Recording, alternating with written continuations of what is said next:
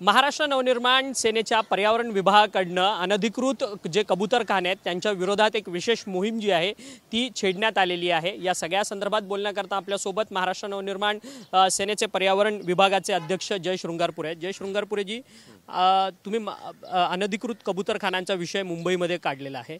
जे मुंबईमध्ये अनधिकृत कबूतरखाने त्या बंद केले जावे अशी तुमची मागणी आहे का आणि कशासाठी? कारण की सातत्याने तुम्ही ही भूमिका मांडतायत, आंदोलन करतात।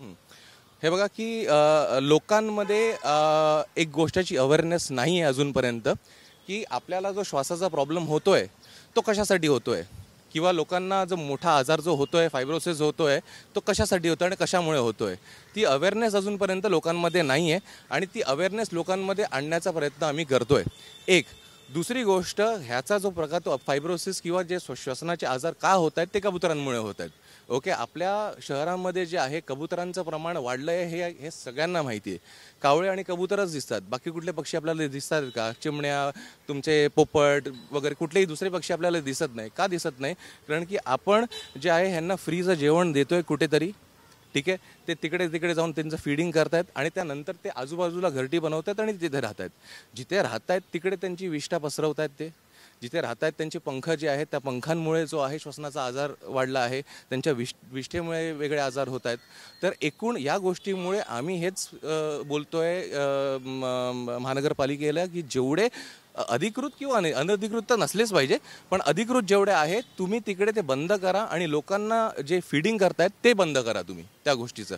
एकदा ती फीडिंग बंद झाली तर ते जे कबूतर आहेत ते त्यांच्या इकोसिस्टममध्ये जातील आणि त्यांचं ते बरोबर राहतील, पण इथे राहिल्यामुळे ते आपल्याला त्रास देत आहेत। सामाजिक प्रॉब्लेम आहे हा, ह्याच्यामध्ये धार्मिक काही गोष्टी नाही आहे। ऑब्व्हियसली काही एक धर्म आहे त्यांच्यामध्ये असं बोललं जातं की बाबा तुम्ही या कबुतरांना फीड केल्यामुळे तुमचा कर्ज निघून जाईल किंवा अशा बऱ्याच गोष्टी आहेत। पण मला असं वाटतं या गोष्टीमध्ये न पडता माणसांनी हा विचार केला पाहिजे की माणसाला त्रास कुठल्या गोष्टीचा होतोय, बरोबर? म्हणून मी या गोष्टीवर स्ट्रेस करून सांगतोय की हा प्रॉब्लेम जो आहे तो सामाजिक प्रॉब्लेम आहे।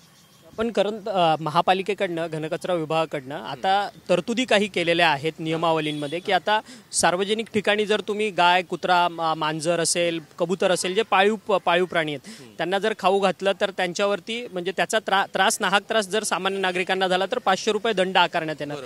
याच्यावरती देखील सामान्य नागरिकांनी आक्षेप नोंदवलाय। कबूतरखान्याजवळ ज्यावेळेस मी होतो त्यावेळेस अनेक नागरिकांनी सांगितलं की आम्ही भूतदया म्हणून ह्या प्राण्यांना खाऊ घालतोय, तर मग ह्याच्यावरती दंड का? तर ह्या जे कबूतरखाना आहे या संदर्भात काहीतरी निर्णय घ्यावा असं देखील नागरिकांचं म्हणणं आहे। ओके, हा जो ज्या दंडाबद्दल तुम्ही बोलताय तो दंड जो आहे तो फीडिंग केल्यासाठी दंड नाही आहे, तो दंड या गोष्टीसाठी आहे की तुम्ही जेव्हा फीडिंग करता आणि ती जागा जेव्हा घाण करता आणि त्या घाण केल्यामुळे जी घाण होते आणि त्याच्यामुळे जो आजार पसरतोय त्याच्यामुळे ते न झाल्यामुळे तो फाईन जो 200 रुपये होता आता मला वाटतं तुम्हीच मला सांगितलं की 500 रुपये केला आहे, मला आज माहिती नव्हतं, तुमच्याकडनं कळालं आहे। तर ही गोष्ट बरोबर आहे, ॲब्सोल्युटली बरोबर आहे की कुठेही घाण झाली नाही पाहिजे, हे शहर चांगलं दिसलं पाहिजे ना, कुठे घाण कशाला झाली पाहिजे, आणि महानगरपालिका ही फाईन आखते तर चांगलंच करते। परंतु स्थानिक जे काही नागरिक सातत्यानं कबुतरांना खाऊ घालतात, फीडिंग करत असतात, त्यांचं म्हणणं असं आहे की महापालिकेनं या संदर्भात काहीतरी विचार करणं गरजेचं आहे, कारण की नागरिक जे आहेत ते भूतदया म्हणून असं प्रत्येक घरामध्ये काही ना काहीतरी कोणत्या तरी पाळीव प्राण्यांना ते गोष्टी ज्या आहेत त्या खाऊ घालतात, त्यावरती दंड आकारणं हे बरोबर नाही असं सामान्य नागरिकांचं म्हणणं आहे। बघा, फीडिंग करणं जे आहे, आता जर मी बोललो की बाबा कबुतरांना फीडिंग बंद करा म्हणजे मी आजाराबद्दल बोलतोय।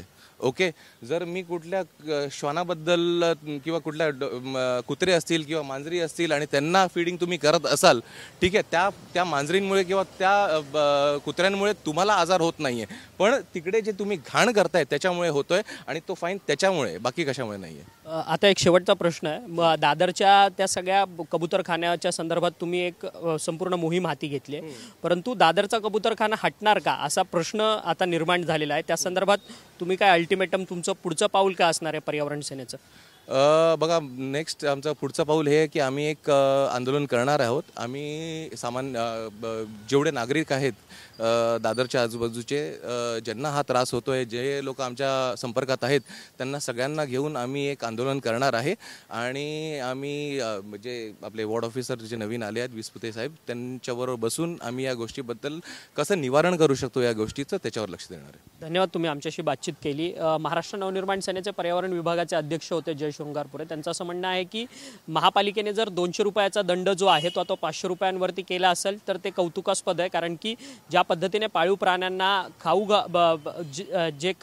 घालण्यात येतं नागरिकांकडनं, त्यामुळे ती आजूबाजूची सार्वजनिक जागा जी आहे ती घाण होते. त्यामुळे त्याच्यावरती तो दंड जो आहे तो महापालिकेकडनं आकारला जातोय. आणि महापालिकेने केलेलं ही जी नियम आहे ते अत्यंत कौतुकास्पद आहे असं त्यांचं म्हणणं आहे. आणि त्याचसोबतच दादरच्या संपूर्ण कबूतरखान्याच्या संदर्भात लवकरात लवकर एक मोठं जन आंदोलन जे आहे स्थानिक नागरिकांना घेऊन आम्ही उभारू आणि कबूतरखाना जो आहे तो दुसरीकडे कुठेतरी स्थलांतरित करण्यात यावा अशी मागणी जी आहे ती जय शृंगारपुरे यांनी आपल्याशी बोलताना व्यक्त केली आहे. व्हिडिओ जर्नलिस्ट चरण मार्गमसह अक्षय मंकणे, TV9 मराठी, मुंबई.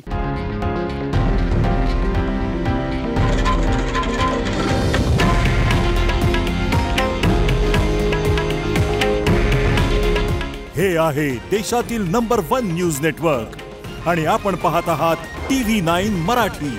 काळजी तुमची, हित महाराष्ट्राचं.